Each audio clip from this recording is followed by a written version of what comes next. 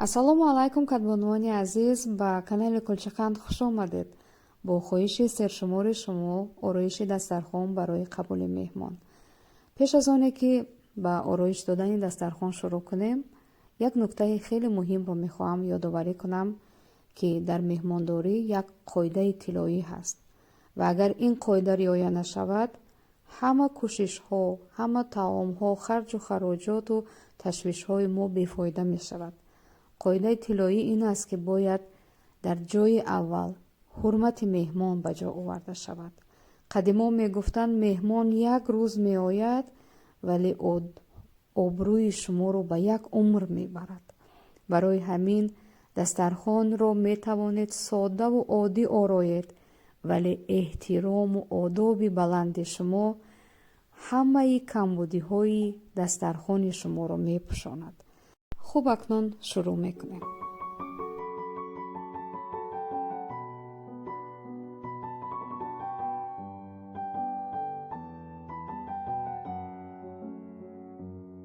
хуб, шурӯъ мекунем. албатта ман тарзи ороиши худамро пешниҳод мекунам. ҳар кадбону ба тарзи худаш бо хоҳишу салиқаи худ дастархон меорояд ва ман ҳам танҳо тарзи ороиши худамро пешниҳод мекунам, ки дар тӯли ин солҳо таҷриба кардам. умедворам, ки он барои шумо муфид хоҳад буд. қадами аввал барои ҳар як меҳмон ҷо тайёр мекунем, вобаста ба теъдоде ки мо меҳмон даъват кардем, ва ҳатман дар дастархон 2 ё 3 ҷойи иловагӣ тайёр мекунем барои ҳолатҳои мабодо. ва ҳамон гуна ки дар навор мебинед, барои як меҳмон 2 лаълӣ мемонем. барои чӣ баъдан хоҳам гуфт. ва асбобҳои ғизохӯриву паймона. ва аз сабабе ки меҳмонони ман шахсони калонсол ки ҳастанд, ман асбобҳои ғизохӯрӣ аз ҳад зиёд истифода накардам, барое ки бе он ҳам он қадар истифода намекунанд. аз ҳамин меъёрҳои стандартӣ истифода кардам ва барои ҳамин танҳо ҳамин қадар асбоб гузоштам ва баъдан дар вақти десерт боз қошуқҳои десертро ҳам пешниҳод хоҳам кард. барои осон шудани кор ман аз ин усул истифода мебарам, ки ҳамаи лаълиҳое ки масалан ба назар гирифта шудааст, ҳамаи онро пешакӣ дар дастархон мегузорам.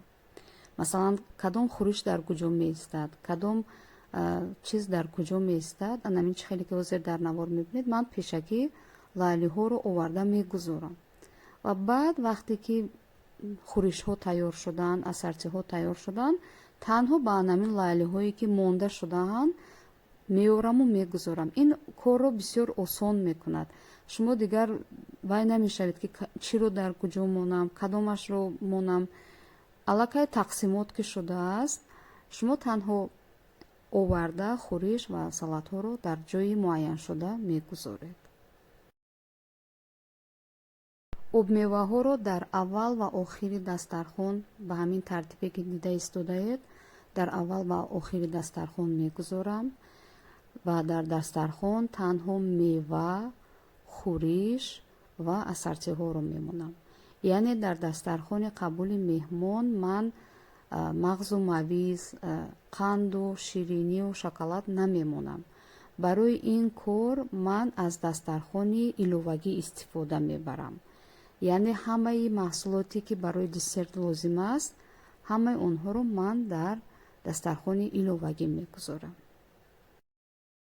аз анамин дастархони иловагӣ инҷо ҳамаи обҳоро, анамин обҳоро ҳам дар дастархон намемонам.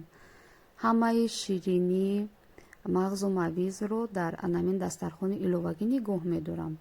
ва вақте ки баъди хӯрдани таомҳо, вақте ки десерт мебурем, мо барои чой хӯрдан ана ҳамин шириниҳоро ҳам ба назди меҳмон мегузорем. яъне дар он вақт тамоми чизҳои нолозими дастархонро аллакай мегирем ва навбати хӯрдани чойи гарм мебурем ва шириниҳоро мегузорем.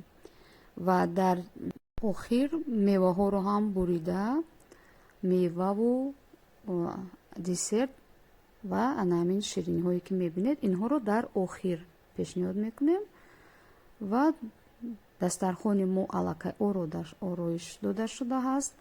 тарзи ин хӯришҳоро ман оҳиста оҳиста дар сафа мегузорам ва курпачаҳоро меандозем ва дастархони мо барои қабули меҳмон аллакай омода шудааст. барои чӣ ман аз ду лаълӣ истифода мекунам? Сабабаш он аст, ки ин корро бисёр осон мекунад. масалан вақте ки меҳмон омад, барои худаш аз кадом салату хӯрише ки ба ӯ писанд аст дар лаълӣ мегирад, мехӯрад ва зимнан меҳмон вақте ки омад як бора хӯроки якумро намеорем. аввал мегузорем барои меҳмон салат хӯрад, ҳар чӣ ки мехоҳад ва баъди он мо баъд лаълие ки аллакай дар ин салат хӯрда шудааст мегирем ва хӯроки якумамонро меорем. ва нонҳоро ҳам асартӣ мемонем, барое ки ҳар меҳмон ҳар хел нон мехӯрад. шахсе ҳаст ки нони сиёҳ мехӯрад, нони хлеб мехӯрад. барои ҳамин ҳам нонҳоро асартӣ мемонем ва аз сабабе ки меҳмонҳо мард буданд, ман давомашро навор гирифта натавонистам. дастархон барои қабули меҳмон омода шудааст ва инҷо ман чанд лаҳзаро ба навор гирифта натавонистам аз сабаби ки меҳмонҳо мард буданд. яъне ман инҷо нонҳоро асартӣ гузоштам, барое ки ҳар меҳмон ҳар хел нонро дӯст медорад. ва инҷо як асартии гӯшти ҳам буд, гӯшту моҳиву мурғ, онро гузошта будам, вале ин лаҳзаро ба навор нагирифтаем. ва дастархони иловагии мо шириниҳоро он ҷо мегузорем. баъдан дар вақти десерт шириниҳоро пешниҳод мекунем ва дар дастархон танҳо ана ҳамин хӯришу салатҳову асартиҳоро мегузорем ва дигар беташвиш меҳмонамонро қабул мекунем. умедворам ки ин ороиши дастархони ман барои шумо муфид буд ва то видеои дигар, дастури таомҳои дигар, худованд нигаҳбони мову шумо. ташаккури зиёд.